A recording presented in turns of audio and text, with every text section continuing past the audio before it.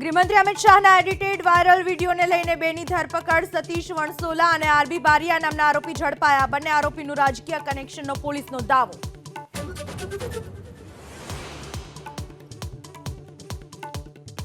અલ્પેશ કથિરિયા અને ધાર્મિક માલવિયા ભાજપમાં જોડાતા કુમાર કાનાણી નારાજ હોવાની ચર્ચા.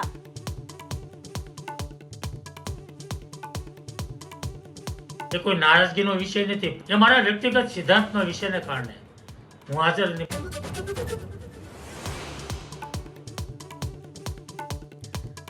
મોંઘવારી મુદ્દે પરેશ ધાનાણીનો ભાજપ ઉપર કટાક્ષ. મહિલાઓ સામે મોંઘવારીનો મુદ્દો ઉઠાવવા પાણીપુરી અને મેકઅપનો ધાનાણીએ સંબોધનમાં કર્યો ઉલ્લેખ.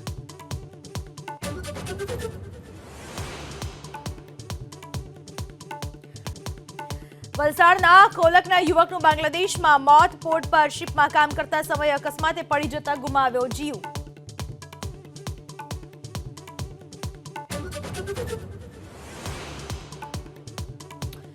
જમ્મુ કાશ્મીરમાં કુદરતનો કહેર. કુપવાડામાં ભારે વરસાદથી અનેક ઘરો પાણીમાં ગરકાવ. શ્રીનગરમાં ભૂસ્ખલનથી રસ્તાઓ બંધ.